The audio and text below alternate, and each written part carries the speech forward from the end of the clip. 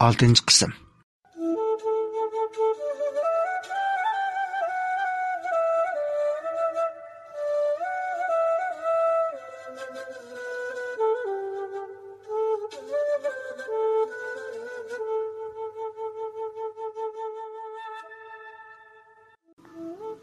Gülnaziya Dilberning beshiga nuqib qo'ydi. Ondan o'zini kulib ketdi. İki do'st yana avvalgidekla kulki chiqchaq qilishib, aplashib qilishdi. Mana, maktab oshxonasining oshiq mashg'ulot tamoqlanish o'rinda yana bir jup yosh ko'paydi. Gülnaziya bilan Farhod ikkisi bir-biriga qarashib o'ltirib tomoq yeyishmoqda. Ular helidan heliga bir-birining og'ziga qo'rmulani va go'sht to'g'rimchilarini silishib qo'yishatdi. Turib bir-biriga qarab tabassum qilishib qo'yishatdi. Ular mushunda xushal, qizg'in kayfiyatda tomoq yeyotganda Gülnaziyani topolmay boshqa qizlar bilan birga tomoqqa kirgan Dilbar ular ikkisini ko'rib qoldi. Dilbar Gülnaziyaning yeniga berishni o'yladi-yu, lekin ikkisining orasiga qisilib kirib olishni to'g'ri topmay, birga kirgan qizlar bilan boshqa o'ringa ketib qoldi. Lekin muhabbat qaynimiga cho'mgan Gülnaziya uni ko'rmadi. Bu ikkisining xushal kayfiyatda tomoq yeb o'tirganini yiroqdan ko'rib o'tirgan Dilmiraning mushu topda ichi necha ming qurutiga jilayotgandek bearam bo'lib ketayotdi. Voy, qaltisqo Nazixan, ishing ajoyib pishlikina sening. Gülnaziya Dilbarning nima deyotganini tushunmay qoldi. Nima bo'lding sen? Tuxumdan tukundirgandek gap qilib yuraysan-ku. Ha, gap qila. Bayağı kelishga yigit kim o? Yervatgan yigitangmi? Voy, kimni devatsan? Yo'q gapni qilmag'ina xini. Yo'q gapni? Yo'q gap emas-ku xini. Aşıq mashqlar o'rnida bir-biringlarga tamoq yegizib o'tirgan heliqi yigit ajiba boshqa odam emas-ku. Gap qila. To'liq gap yo'rg'latmay. Qachondan beri jiplashib qolding uning bilan? Tixi seni tushda nega ketdiki debdiman. Voy, bir mundaq ishim bor edi adash desang, men bir choplashib olamdimi hey? Voy, shu sendan izzat otib demagan. Voy, qo'rg'amay. Izzat otib deb ketgan ne buni? O'zingga o'xshamayli qolding-ku sen. Sen necha yoshga kirding? Hay, muhabbatlasang bo'pti. Nimaga izzat otading? Mana men jenimda İşki yigitni yo'lga silib etib. Hozircha 3-inchisi bilan yuryapman. Xijil bo'g'idek ish emas bu yeshingda yurish degan. Lekin Nazixan, diqqat qiljamu. Hargiz o'zingni tutqizib qo'yma. Agar tutqizib qo'ysang, tugashkining shu. Sening har qancha guldek chiroying bo'g'ini bekajamu. Ish qilib diqqat qil. Dilbar o'zi sho'xroq. Lekin yaxshi qiz. Nemishqidir uningga sopli g'alati yigitlar uchrab qilib, Dilbardan dekisini yeb kashni to'g'rilgan edi. U yigitlarning o'zini ahmoq qilishga urinishini yomon oladi. Mushu sababdan ikki yigitini yo'lga silib bo'lgan edi. U hozirgi yigitining ko'ngildagidek chiqishini umid qiladi. Lekin bu yigitning uning kutganidek chiqamdo, buningga bir nim degil bo'lmaydi. Yaxshi qizlarga yaxshi yigitlar uchrabmi qolar balkim. Gülnaziya Dilbarga o'zining qandoq bo'lib Farhod bilan yurib qolganini deb bermoqchi bo'lgan edi. Dilbar uni degili qo'ymadi. Bo'ldi Nazi. Men jarayoniga uncha qiziqmayman. Mening qiziqadiganim natijasi.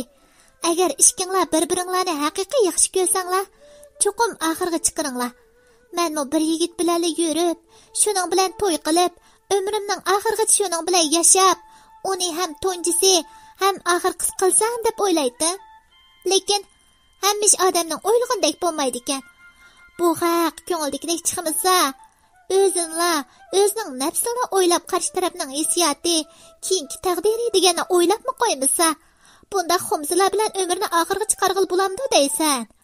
Yigit degan agar bir qizni haqiqiy yaxshi ko'rib, uni kelgusdagi ballarning onasi qilishni o'ylasa, uni hargiz rasmiyatdan burun bulg'ab izlatvermadik dog' tushirishni o'ylab yurmaydi. To'ydan burun sana niyatin buzgan namartlar hargizmi sening oxirgi tanishing bo'lmaydi. Gapimni esingda ching tut. Har qancha hayajonlanib, Uni har qancha yaxshi ko'rib ketsangmi, uningga qo'lingning uchini tutqizma. Mushu go'zal husniga qanoat qilmay, sendan ortiqcha ishlarni talab qilgan odamdan cho'qim o'zingni tot do'stim. Dilbar hadab Gulnoziyaga nasihat qiladi. Turibla jiroqlarga tikilib, eg'ir o'xtartib qo'yadi. Uning bu so'zlaridan avvalgi ikki yigitdan ko'nglining xeyli ozarjiganligini bilib olmoq qiyin emas edi. Gulnoziya texi Dilbarni o'ziga quruq vaz nasihat qilayotganda kes qilib, uning gapini bilbatkili tashlab qolgan edi. Ammo uning keyingi so'zlarini anglab, do'stining gapini yirvetmaganligiga xush bo'lib qoldi. Agar aldiriqsizlik qilib qo'ygan bo'lsa, bechora do'stining ko'ngli qanchalik yerim bo'lib ketar bo'lg'aydi. Amaliyotda Gulnoziyami do'stiga o'xshashla shu qiz edi. Lekin Dilbarga qaraganda bakrak hakkavur qiz bo'lg'ashqa, osonlikcha o'g'illarni o'ziga yaqin keltirmagan edi. Lekin Farhodning ashu kundagi kulimsirishi Gulnoziyani o't qaynimiga so'rab kirdi. Gulnoziyami Dilbar aytgandek Farhodni ham tunjisi ham oxirgisi qilishni o'ylaydi. Gulnoziya bilan Farhod ikkisi to'liq chiroyli yurdi. Ularda qandaqdir bir qism qiz yigitlardek bulung pushqoqlarda bir-birining quchoqlarida o'ltirib ko'ngil ochadigan, yotoq binosining keyindagi maydonlarda suyishib, so'rishib yurdigan. Kech bo'lganda qizlar yotoq binosining oldida bo'yinlarga keras silishib, jahonni untuydigan. Kechlik ko'ngil ichish klublariga berib, qaytashida yotoq ochqizib, qo'nib yuradigan ishlar sodir bo'lmadi. Farhodmi bu go'zal jononni qadrlab, uni umrlik cho'p qilishga ahd qilgan bo'lg'ashqa, Gulnoziyaga eslib yuradigan, yoshlik istaklarini pasaytishni talab qiladigan ishlarni qilib yurmadi. Uning nazarida Gulnoziya kamkutsiz edi. Mayli go'zallikda bo'lsin, mayli axloq fazilatda bo'lsin, ish qilib Farhodning degan yeriga keliklik edi. Ularning bundoq yurishi albatta Gulnoziyaning ishqida parvona bo'lib yurgan bir qism yigitlarning ichini etishtirmay qo'ymadi. Ba'zilar Farhod yo'q yerlarda Gulnoziyaga mas chaqchaqlarni qilib ochchig'ini chiqarib bilishdi. Voy xana, bizdagi qarama yurislari silini texi podshohning shahzodasini topadigan o'xshaydi desak, topgan odamlari ashu xinim mijoz kitob qolsa Farhodga-ku. Sizning degan yeringizdan chiqaram degan ya. Agar degan yerga kelmasa, haytil desangiz, biz tayyorjimi? Bundoq gaplarni anglaganda, Gulnoziya har nima bo'lsa, ayni vaqtda ularning yig'limi gaplariga ishinib ketib, ular bilan yurib qolmaganiga xush bo'lib qoldi.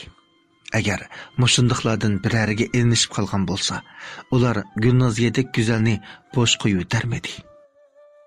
Hayotlik, sen haqiqatan meni yaxshi ko'rdikansan. Shunga meni bundoq nomussizlarga yo'liqtirmabsan, deb o'ylaganicha ketib qoldi. Albatta, yana bir qism yigitlar Gulnoziyaga chin dilidan baxt tilaganmi bo'ldi. Ammo herki shalliq yigitlar Gulnoziyadan dardini elib bo'ldi qilmadi. Ulardan biri Farhodga tahdidlik gaplarni qilib, Gulnoziyani sad ko'rsatishga urindi. Hay, sencho yaxshilikcha yo'lingga mang. Gulnoziyaning egisi borligini bilmabsan. Bilmaydi ekanman. Sen deb bagina bo'lmasa, uning egisini, dedi Farhodmi uningga bo'sh kelmay.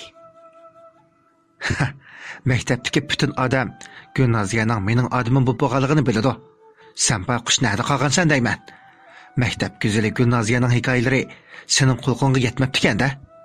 Qaysi hikoyasini deydigan sen? Men-ku uning fazilat babida yetishgan hikoyalarini ko'p anglagan. Hey, to'la kitobli gaplarni qilib yurgimni siqmag'ana. Gulnoziya ikkimizning-cho. Gulnoziya bir umr aslisimi yetib oshqidek necha kechilik muhabbat hikoyamiz bor. Bütün bolalar bilib ketgan ishni sening bilmay uni chekanga gul qilib qisib yurganing qiziqda. Qaraganda sen yangidan etgan oshni ichmay, eshib qolgan oshni isitib ichishga amroq o'xshamamsan. Mencho ko'chaga chiqib ketgan qizlarni yomon yo'ldan qaytarib, ularni yaxshi yo'lga kirgizadigan yigitlar bor. Ular undaq mardoniyay, mundaq botiriyay degandek gaplarni anglaganda ishonmagandim. Endi ko'ryapman. Bo'ldi degan sen juma? Bo'pti. Qaraganda bu isitgan osh sana xeyl tetigan o'xshaydi, Bu umringda qizning nimaligini bilmay o'tib ketadigan bo'ldingda. Bu yigit yana nimalarni der edikin? Farhod o'ziga deyilayotgan gaplardan bekrak Gulnoziyaning izzat turmatiga taqiladigan bu gaplarga chidab turolmadi-da. Gap qilayotgan yigitning o'ngiga kelishtirib birni soldi. Yigit tayyorliqsiz turg'ashqimi yoki jini shunchalikmi o'ngdisligiga yiqilib og'zi burundan o'q teqqan ketdi. U yenidagi boshqa bolalarning yordamida o'rindan daldangshiguncha aron turdi. Qarama ishdan kuchgani. Bo'pti deb qarab tursam, sen meni kichik bo'l deb qoldingmi? Sen erkak bo'ldingmi? Sendak, mendak o'g'illarga hech gap bo'lmagani bilan, texi yuzi ichilmagan qizlarga bundoq gaplarni ortib qo'ysang, uning keyingi baxtini tugashtirgan bo'lmamsan. Acaba sening och-sing'illaring yo'qmi? Onang erkish emasmi sening, ha? Men bildim. Sen Gulnoziyani yaxshi ko'rdi ekansan. Lekin yaxshi ko'rish bundoq bo'lmaydi. Sen hozirgacha birasini texi haqiqiy yaxshi ko'rib boqmabsan. Yaxshi ko'rgan odamning xushalligini ko'rishmi? Baxtli bo'lganini ko'rishmi bir baxt, bildingmi? Bo'ldilar. Sendaklarga og'zimni o'pirtib nima qilaman? Sening bularni o'ylab yetarligidek aqling bo'lgan bo'lsa, bugungi kunda men Gulnoziyadek esil qizni tuniymanmi deysan? Ammo esingda chang tut. Bundan keyin ko'zimga ikkinchi ko'rguncha bo'lma. Gulnoziyani teximi avar qilguchi bo'lma. Undaq bo'lmaydi ekan, ikkimizning orasidagi ish bir mush bilan tugmaydi. Ha!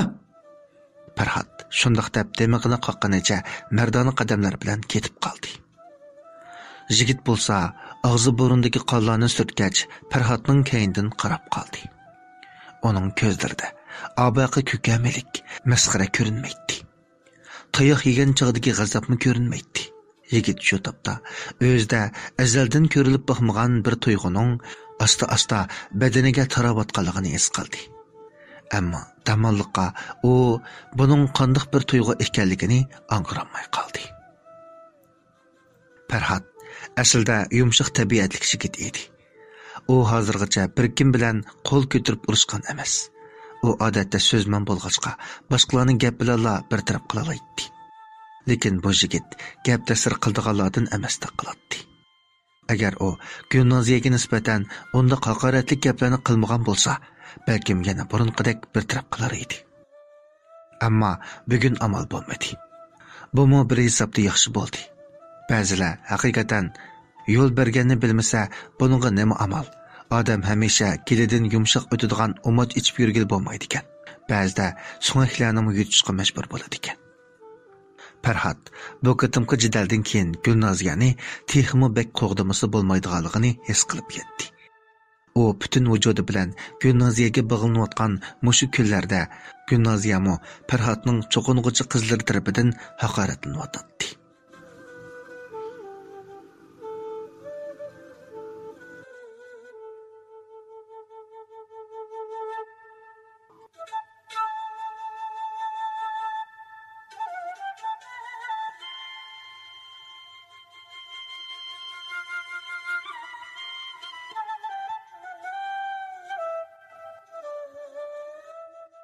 Taqdirning chaqchiqi nomli ko'p qismliq ovozliq asarning 6-qismini anlatdik.